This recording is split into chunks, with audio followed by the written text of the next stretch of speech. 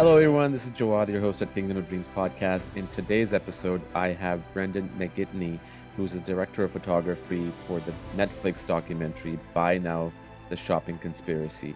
It just came out yesterday. It's an incredible documentary, not only from a standpoint of exposing with all the whistleblowers about how we are addicted to different companies and their products and how they sort of attract us to their products, but also from a cinematic standpoint it's a breakthrough. I absolutely love the documentary, and my conversation with Brendan was not only about the film, but also about the technicalities, the cameras that they use, the lenses that they use, the techniques that you use, and all of the rest of that. So, without further ado, here's my conversation with Brendan. We're here to talk about Buy Now: The Shopping Conspiracy, that's Yeah, on Netflix, and you were the cinematographer on it. I certainly was. Yeah.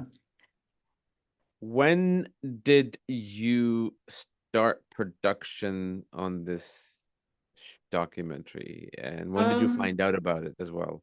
yeah, so me and the director, Nick Stacy, are sort of longtime collaborators. I first met him on sort of One Strange Rock, and then I did some of his Jeff Goldblum series for him.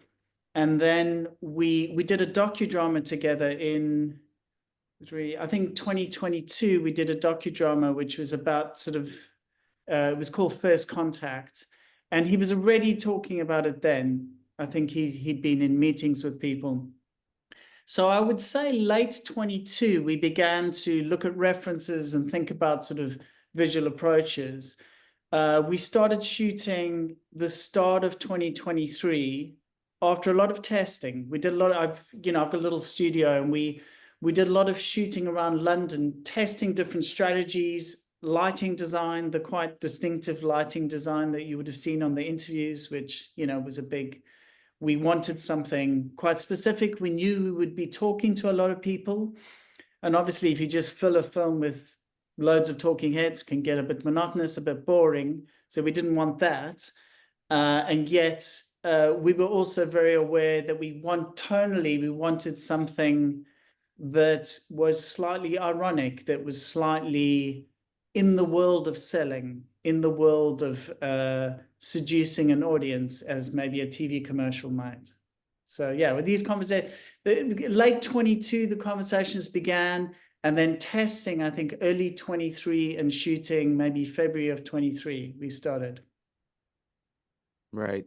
You talked about doing something unconventional, and it's true that the way the documentary is done, there was another documentary that came out by Netflix called The Social Dilemma, I think 4 or 5 years ago. Yeah, Not similar, but similar approach in terms of trying to get into the audience minds. But one of the things I really loved about this documentary is that some of the products had their own character, right? Like the voices, and then yeah. there was that AI voice throughout, trying to Sasha. convey, yes, Sasha, Yeah. yes. Mm. But for me, the takeaway was, aside from the story, which we'll get into from a technical standpoint, is all Mm. the shots that you guys had of recycling and garbage, and not the ones from social media, the ones that you show like Yeah, garbage piling up in like in city skyrise and all that. yeah. I thought that was very, very clever, and that really, if you think about that, the context of that one day, kind of like Wall-E, right? One Yes. day, I probably don't think it'll be in our lifetime, but anything is possible. The way Yeah. everything is sped up, that Yeah. could be possible. Yeah, and interestingly, Wally was part of the conversations early on. Beautiful film, which Roger Yeah, Deakins obviously helped with the look of, even though it's an yeah, animated film. But Wally was part of what we spoke about, and so we started early on.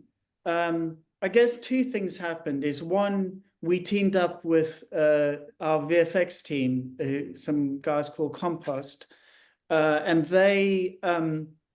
We started having conversations with them about the kind of things we could do in terms of having these redundant products, shoes, mobile phones, CDs, all the stuff that we buy and consume and throw away, um, about mountains and mountains of this stuff and this kind of slightly dystopian future, potential future, where, we can't discard this. All the landfill is full and the stuff's piling up, as it does in Wally. But we also, Nick and I wanted to shoot the cities in a certain way that could incorporate this VFX. So we started our tests, our early tests, before we shot anything. We're in collaboration. We were sending rushes to Compost, who were then doing VFX treatments of stuff. And we started using, as well as our main camera, which was Red Monster at the time that we were shooting a lot of stuff up. We started using, quite a new product, the 4D gimbal system. So DJI's got a new gimbal, Yep. which is pretty I've phenomenal. used it. Yeah, I've used it. Yeah, very, very striking. I've used the Ronin 2 with big cameras in it for years, and I was DP on Welcome to Earth, the big Disney Will Smith piece. Right. And, we had, every time we were doing gimbal stuff, it's the big Ronin 2 rig with big old cameras inside. And, it's lovely. It's a brilliant way to work. But with the 4D system, they've put in this extra axis, the fourth axis of its title, 4D. And the stability achieved by that is remarkable. So you look at this thing and it looks a bit odd. It doesn't look like a conventional camera, but the stability that it can afford is remarkable.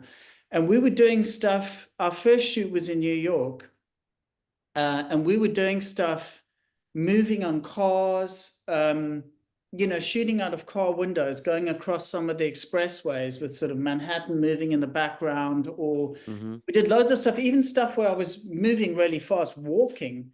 We'd stack up buildings and cityscapes and then move. And there was something about the sort of unfolding parallax of the cities. Like none of those VFX shots are locked off. And I think if they were locked off shots, you'd feel cheated. You'd know it was post-production because, just a shot of a building with some CG stuff pouring out the windows doesn't feel the same. But because there was parallax in all of the shots, it felt very, very plausible.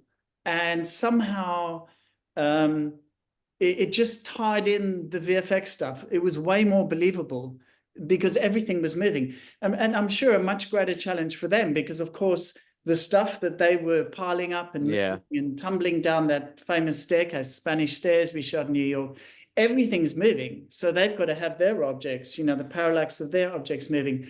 So it was, they were a great team to work with. But I'd say that sort of parallax effect on our world, when we're looking at our world, I think worked really beautifully to tie in all of these, what could have been tremendously artificial, but somehow feels a lot more real, even though it's not real. It doesn't feel, I think we hit the right note there. Yeah, most certainly you did. And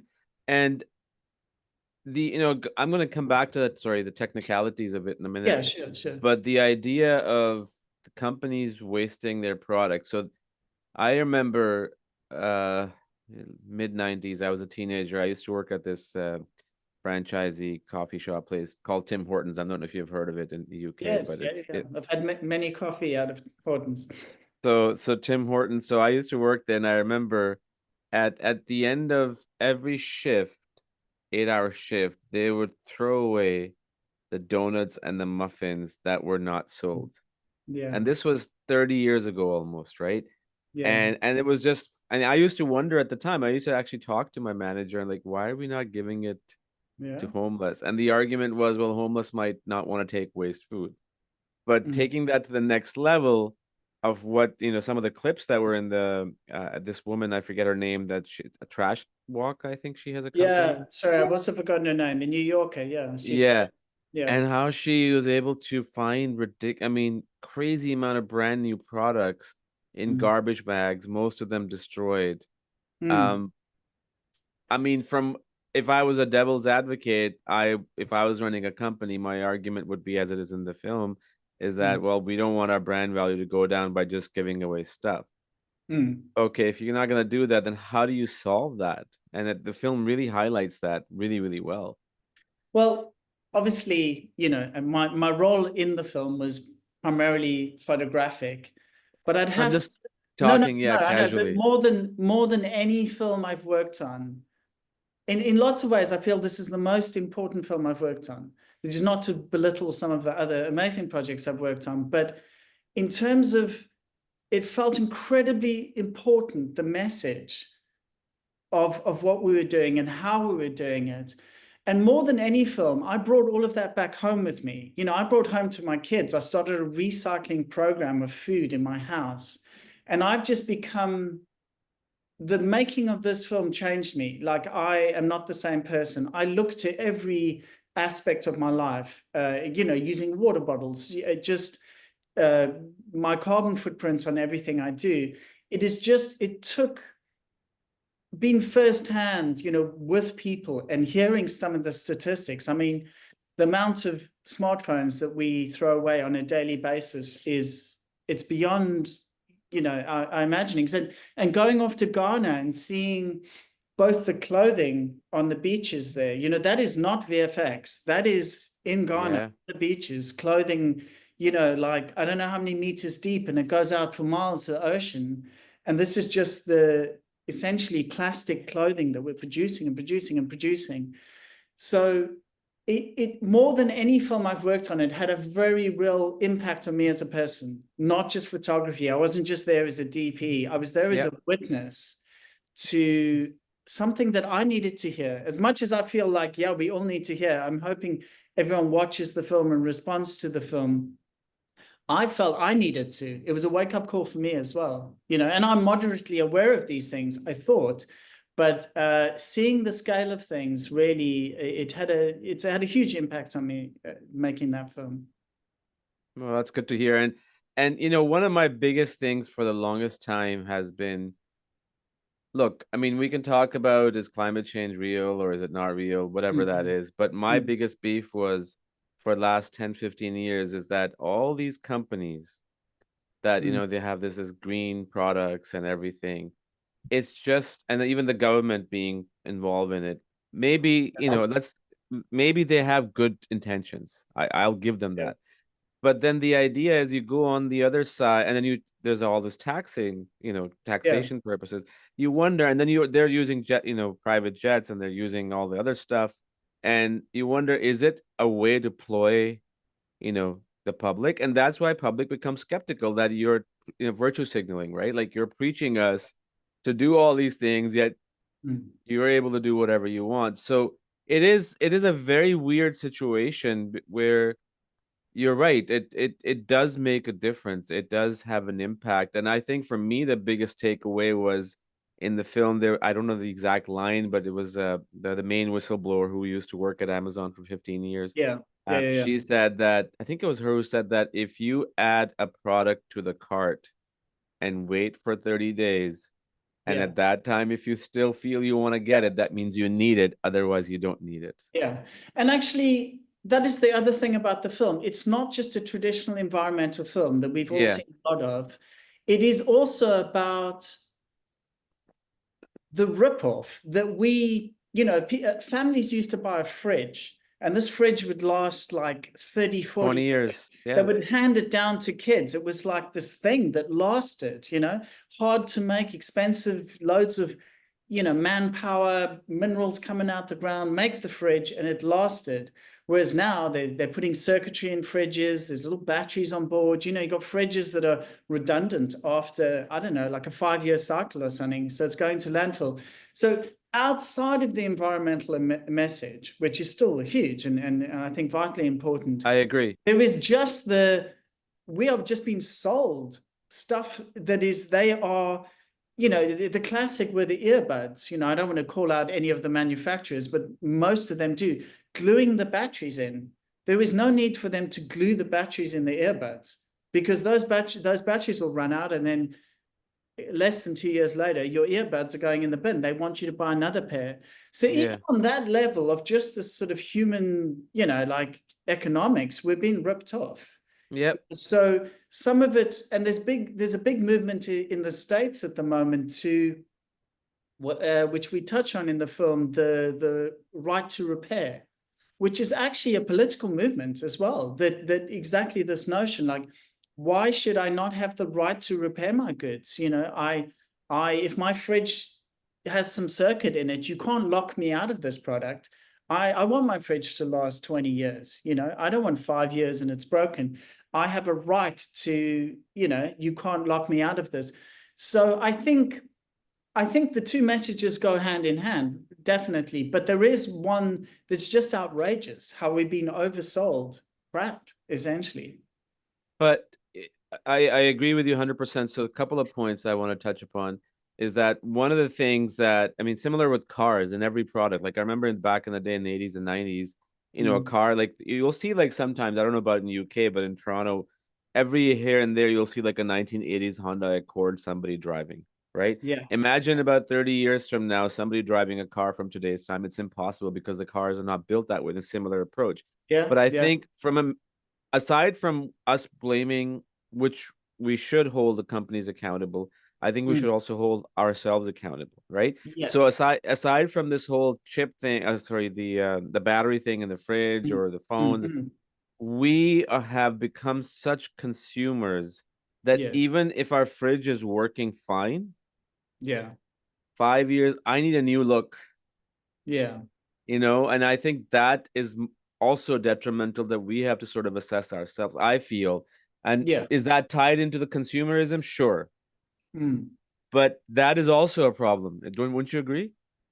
Completely. And I think it's why we took this tone in the film, which Yeah, I which I guess loved, by the way. slightly ironic, slightly satirical, slightly self-referential, which doesn't let the audience off. It doesn't have, your traditional, say, environmental film. The audience is very much outside of it, like, oh, there's terrible things happening. I'm over here at home, and it's like, boo hoo hoo, that's happening over there. The film tries not to do that. It pulls you in, it seduces you. It's showing you the stuff you like a candy store. And we're shooting Yeah, objects like a candy store. Um, because then it's saying you love these things, you buy these things, you want more of these things. And of course, the very ironic voiceover that we do with Sasha is constantly soothing us. And she's very much in control of the film. It's almost her film. She keeps yeah. predicting the edits and says, cut to shots of flowers and I natural. loved that, by the way. I absolutely love It's that. perfect, yeah. So yeah, it's a film that tried to, without beating the audience up, because we're all culpable, is Yeah, it tried to more of a conversation, like pull you in, like how can you are part of this. What can you do about this? And also, there's hope in the film. There's a lot of examples of people doing things very differently.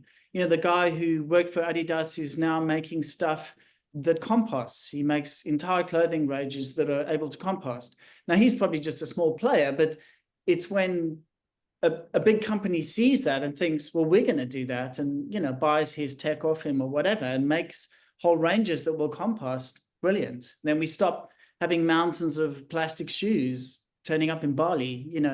So and the guy with the laptop who's trying to make a laptop that's kind of forever, where you can replace the screen and this yeah, and the hard drives, and it is kind of a laptop for life, and all the ports can change as the tech changes. So there are a lot of people out there. We intentionally didn't want to make another doom and gloom film. It's a film yeah, that can look at issues and problems, also entertain you, but also have hope and solutions in there. yeah. No, I agree. And I think one of the things that you think about when I was watching the film when it comes to laptop, like I've been using Apple products for 25 years, right? Mm. And the evolution of that, like in the beginning, you could change hard drives, you can change RAMs, Yeah, and now it's like you can't do anything. Like you gotta yeah, upgrade, right? yeah. But going back to the technicality of the film, one of the things I Mm. wanted to ask you, there Mm. was a shot which was sort of from behind the three cameras where the camera goes, well, the camera that's shooting goes behind the main camera, and there's this little blurry effect. I don't know if you remember what I'm talking about. It was how to explain it. I Do you know? think, Do you know what I'm yeah, talking about? I think I know what you mean. I think that is the beginning. Does Sasha begin speaking at that point? It's somewhere in the middle Because of the film. Yeah, I think we're getting into Sasha's world. So I was doing that shot on a 4D gimbal behind our Yeah. studio setup, because we constantly breaking the fourth wall. Even in the interviews, you begin with someone against a nice plumb background, but then you see a shot that throws it away and says, oh, it's just a roll of paper.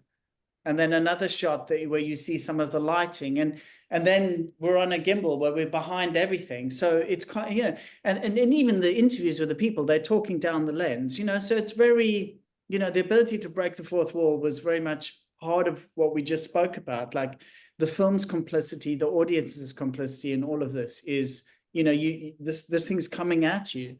So Sasha, at that point in the film, I think they were beginning to put these kind of ripples into the screen, as if Sasha is beginning to manipulate, Sasha, this kind of AI narrative filmmaker, whatever, is beginning to disrupt the surface. So I think what you're talking about are these moments where there were these little ripples that Sasha began to glitch out our content, because you see a lot of glitches and trails throughout as well. That's Right. Okay. some of No, the, that makes sense. That makes sense. yeah. Um, lenses. So I read your blog entry. But so you use three reds, right? If you can talk about the cameras that you use and the lenses that you use, Yeah. for the interviews, and then also for the secondary B-roll and all that stuff. So we were using, so the interview setup, I'll discuss that first because it's quite significant. It's a big part of the film. Is Sure. we began shooting Monstro, and then sort of midway through the production we went to Raptor. It was the newer camera. I've got both. We switched camera bodies at that point, but they essentially do a very similar job. They're both sort of 8K resolution, a full frame sensor. So on the main camera, the A camera, if you like, is shooting through a mirror box, which is why the person's looking straight down the lens, because they can see the director's face, the director Nick, reflecting in a mirror, which they see in front of the lens, called a mirror box. And for the audience, you've then got someone engaging talking straight to you, which is, quite a seductive way to shoot. But we wanted to shoot 8K on that purely because we wanted 2 frame sizes. We're shooting for Netflix, you have to have a very pristine 4K delivery. Yeah. So of course, if we're shooting 8K, we can push in. So we'll get, if the shot's on me now, we've got that at 8K, but we've also got that. This is actually something I did on Welcome to Earth, on the interviews we did on that as well, was shooting 8K for that reason on the interviews. And then we were running a B camera, which was on a slider, because we wanted it to be moving, because the B camera, its role was to move between seeing the person against this colorama backdrop, but then as you move off them, seeing some of the lighting, a bit of a kick off the light, or maybe the fluorescent tubes or something. So again, you're revealing the mechanism of it. And then the C camera, which to be honest was chosen for scale as much as anything else, because it's so small. We had a Sony FX3, so another full frame sensor, which was straight below the mirror box. Reason being that it's so small with no viewfinder on the camera, we could get it straight below the mirror box. And actually the eye line looks identical because it's such a wide lens on the Sony FX3. We actually had a Nikon 18mm AIS lens, which is a Nikon lens from the 80s and 90s on there, which I love those lenses. So we had ingenue zooms on both of the cameras, and the ingenue zoom stayed static on the A camera. We picked a frame, we lit it, and we shot for that frame. But on the B camera, we were finding different frames. It was more, we'd do tight passes, we'd do a bit wider, but and then this fixed wide on the C camera, which was straight below the lens. So that would be ingenue lenses and these the Nikon manual primes from the 80s and 90s, which I love, and they match very nicely the ingenues. And then midway through the production, we switched to a Raptor, and at that point, it just meant we would do the same thing, but this time instead of the Monstro being the A camera, the Raptor was. And then when we were out on the streets shooting cities, shooting stuff, like what people would call B-roll, but I don't really like the phrase B-roll so much. I know, I You know. I know what I agree with mean? it. It feels like you're belittling it, and you're not. It's Yeah. but that stuff that's not these interviews we were on the Monstro as an A camera, but then we began to heavily utilize the gimbal as well. So we had the 4D gimbal, which we were using with a set of Leica primes, the Leica M08 primes, just very small, and they balance very nicely on that gimbal system. And we loved that. We absolutely fell in love with that for so many of the shots in the film. The fact that you've got something that can compete with the Steadicam, in some ways do a lot better than a Steadicam for certain situations, which is just ready to go all the time. I just loved it. You could just put down the A camera. I did all the gimbal stuff myself. So yeah, it would essentially be between the Monstro Raptor and the 4D, which was shooting with Leica primes. Then when we got into studio stuff, there's quite a bit of phantom in there. I'm sure you saw some extreme slow motion, light bulbs exploding and CD collisions and phones. And, we shot quite a bit on a phantom, just hours of fun, days of fun, exploding things and rippling things. We had a lot of fun. I bet. I mean, the film wanted to be fun. We didn't want it, we wanted it to entertain. We want people to watch the film, lots of people to watch the film and get something out of it, not be bored, like be really engaged and debate these issues and see their place in these issues.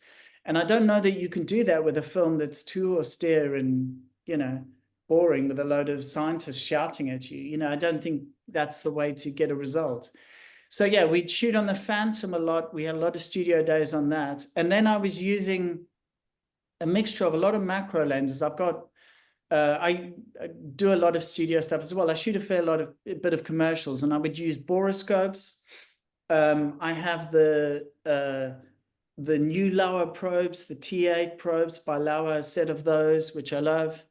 I was using like so many different macros, like a TLS 60mm macro was used a lot. I had another 90mm macro, a DZO 90mm macro. We used some Sigma primes when we needed the Cine primes, which we were using with diopters, where we needed the speed of 1.4, but also closeness. So we would use ARRI master diopters mounted on top of Sigma primes. We got quite carried away in the studio. And then, of course, being in the studio, we had any grip that we wanted. I was using a GFM telejib quite a bit to do sort of camera moves on.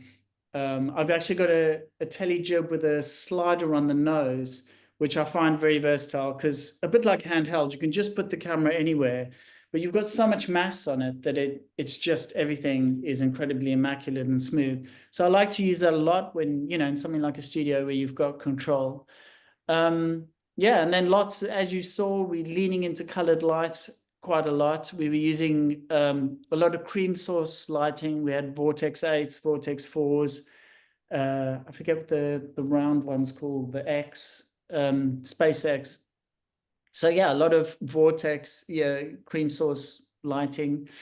Yeah, I mean, there's a lot of different approaches in the film. I think that's kind of what's interesting about it. From the interviews, which are these quite elaborate set pieces with all these fluorescent tubes and, to the stuff where we looking at the world around us in hopefully quite interesting ways. Even when we go out to Ghana and we're shooting on those beaches and then the markets.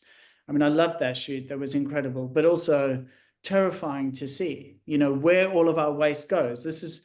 So of course, all of this stuff we throw away ends up in China. Third world countries. Yeah, China used to be a big place, but they stopped. So I gather now Thailand is very big. Bits of South America, very, very big. I think in Ecuador, they've got major problems. And then, we ended up going to Ghana because in terms of clothing waste, it's very visual. You see it happen. It's all the clothing that we think, oh, it's going to a charity store, it's going to a new home or something. There's just too much of it. The people in Ghana can't wear all that clothing. It's, mountains and mountains and mountains of clothing. And unfortunately, a lot of the cheaper modern fashion, what people call fast fashion, is essentially made of plastic. So this stuff will not degrade. So if it goes into landfill, it'll be there in thousands of years. Yeah. It's plastic. So yeah, just kind of, yeah, Ghana had a huge impact on me as well. Actually seeing the end place, this place where we say, I'll throw something away. We went to away. What does away look like? It's not pretty. Yeah. I I figure these countries um are probably getting paid for, Yeah, right, for yeah. being having to dump all that garbage. I remember, this is nothing that extravagant, but this was again 15, 20 years ago, just where I live, about 20 Mm, minutes from here. They had this garbage dump in the middle of a developing city. So there were houses and there was shops and everything. And then mm, eventually what they did to tackle that, and it's still there, is they mm. built a golf course over it. Wow. So I don't know what's going on underneath. I mean, it's been about Yeah. 20 years, but Mm, again, like, does that mean that you have, taken care of the problem? Not mm. really, because it's It will still, leach out, yeah, and that was a small thing that I learned from this film. And one of the things that I sort of came away with was that when we combine food waste with our general waste, so like that, like landfill, where you've got a mixture of electronic goods and clothing, but also food, because food waste can be turned into soil and you can regrow stuff. It's actually really valuable organic waste, which is why food recycling is really important. But if you just dump it all together and stick it in landfill, it actually ends up producing this really toxic sludge that that will eventually seep out. So in that case you're talking about, where you've got a giant mound and you just cover it over, there's water going on underground. This stuff will come out somewhere else in a very exactly. toxic way. Old batteries full of terrible chemicals. Half of the all of our smartphones are filled with all sorts of chemicals that are like fairly deadly, some of them. If you just leave all the stuff to corrode in the ground and you combine it with food waste and stuff, it's all just going to run off into you know, it all comes back. We've only got this one planet. It's not going anywhere. Yeah. And Mm, with the advent of artificial intelligence mm, and all the stuff that we're talking about, mm. you wonder, like, how, okay, so you have to find like a happy medium so that as an individual you Mm. don't go on one side where you're going completely being irresponsible, but you don't go on the other side where you're like completely thinking about these things all the time, and it's having an effect Yeah, on your health, right? exactly. So, and it's challenging because there's Mm. always like, there's problem with your food, there's problem with your your household items, Yeah, the trash that you throw. So yeah. where lies the good stuff? Yeah, and I think that's again why the film takes the tone that it does. It doesn't Yeah, try to be doom and gloom. It does try to entertain. It does try be, I don't know if lighthearted is the tone, but it tries to, I think you I, achieve more by I having agree with you. conversations with people, by having people think, even just in small ways, understanding that they're getting ripped off and they want, I think the moment there's pressure on big business, like, don't sell us headphones with the batteries glued in, they'll just sell headphones that don't have the batteries glued in. And that's an amazing, achievement on every level, because you've got to Oh, set of course. logic. But it just needs the pressure, the everyday pressure, which is almost like a trend that comes from people themselves, because the manufacturers they're not just pushing products on us, they are to some degree, but they're also responding to what we think we want. So if there's a big lobby of people saying, don't sell me my drinks in plastic bottles, I don't want to see any more plastic bottles, that will change. I wanted to ask you, just sort of on the wrap up note is, Mm. it's more of a question for Nick, but you may know the answer to this. If you don't, Okay. that's good. Yeah. Obviously you have to have access to these individuals that are in the film in Mm. order for any company or streamer or production company or, like, distributor Mm. to sort of show interest. Yeah. Where, like, do you know, has Nick talked to you about how that sort of got initiated? That how did he get access to all Yeah, the so the film individuals? is made by Grain Media, who, they've multi-award winning, Mm-hmm. they primarily in documentaries, making, so they will have production teams attached to a project, maybe even a year before me and Nick start No, having conversations, sure. where they will have teams of like researchers essentially and producers, not in the sense that you or I might understand the word producer, but they're people who, on the ground know, from a journalist background, for Yep. example, and they will reach out to different people. They just begin with the process of reaching out, maybe reaching out to people who used to work for Amazon, and that amazing woman comes across their horizon, and you ask people, you tell them, well, this is the kind of film we want to make, would you be interested? And then a lot of them, I guess, say no, and some say yes, and because I do think it's quite impressive the range of people they speak to. There's a lot of kind of insiders, so to speak, people who used to work for Apple, people who used to work for Amazon, but at very senior levels, people who worked in plastics, in government, and Adidas. These are very significant individuals who have also, they've worked at that level producing those goods and creating that machine and selling us the stuff that we want. But something's changed in their own lives where they've also realized, the guy from Adidas tells us an amazing story that he was in Bali surfing, Yeah. and he was just looking at all, shoes and plastics and stuff. And he just was like, probably saw some shoes, that he'd made. And that was the beginning for him of thinking, well, but again, what I like about that is the positive energy of these people. They're not looking at it and going, crawling into their shell. He's like, Yeah. how can I do better? How can we do better? How can I make products that won't do this? How can I make, and then he begins with that. It does, they make, with reclaimed plastic, they make a range of shoes, and then now he's taken it further on his own. But that's a very positive energy. That's someone who's Yep. doing something creative, and his clothes are amazing. Like I would go out and buy all his clothes. The fact Yeah. that compost is brilliant as well. Like I'm delighted, but they're great clothes. And he made that point. He doesn't want to make ugly clothes that no one wants. He wants to make stuff that you desire. He wants to make a shoe for you that you desire. It just happens to compost as well, and that adds to your desire because you're like, that's amazing, those look cool, I can't wait to wear them. But also when the time is up, I'm really pleased to know these are not going to end up in landfill. Yeah. No, I agree. I agree wholeheartedly. And I think there's a lot of things that we can talk about, how electric cars, even though it's sort of good for the climate, how they're being made through, the mining and all that stuff Yeah, and yeah. everything. And for me personally, one of the things I know I'm not trying to, Mm, select one group of people, but it's mm, just something that I see all the time is that, with the shoes, right? Like mm, Nike or Adidas or Puma or whatever, specifically Nike.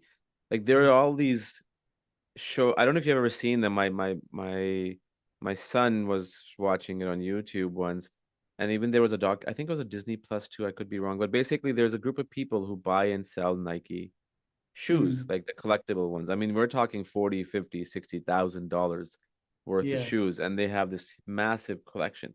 And it Mm. boggles my mind that how is that? I get it, it's a business thing, like you're making money off it, but still, it just I can't wrap my head around that. But And that is, I maybe mean, part of the point of the film, and it, like I say, it led into our yeah, photography, is these objects are very seductive.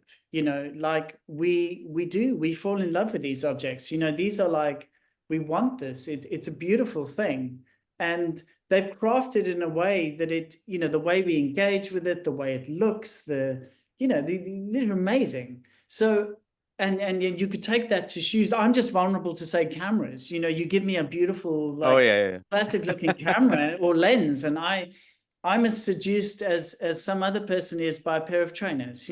So we probably all have our different things that we, So do but I. yeah. So and some of it, it's not all negative qualities. Some of it is just craftsmanship or the materials used, or just a design, sense of design. I've got lots of friends who work in fashion and design, and the admiration they have for a cut of certain clothing, which I have no idea, it's just more clothing. But for them, they the stuff is beautiful, and they, No, I agree with you. Sorry. I agree with you. What I was trying to get at was, and again, it's like a never-ending cycle, right? Like all the products that we get, whether it's mm, computers, shoes, even clothes. Like, there was a yeah, whole documentary about the factory in Bangladesh, about the fashion industry. I yeah, don't know if you yeah, remember yeah, that.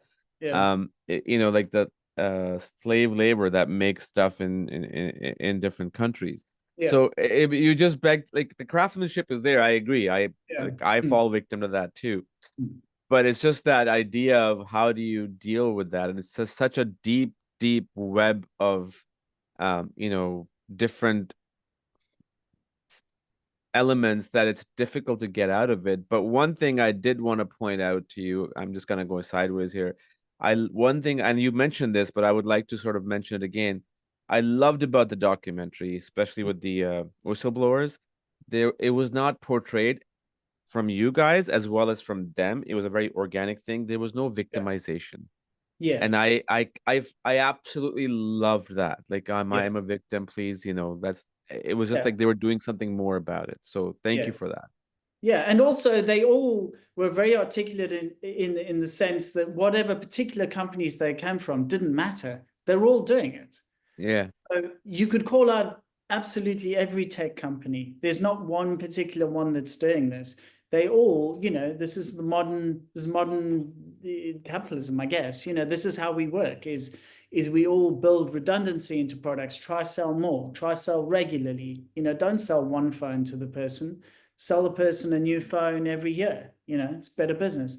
So we have to, break this cycle somehow, all of us, and yeah, it's kind of what the film's about. But I'm really glad you enjoyed it.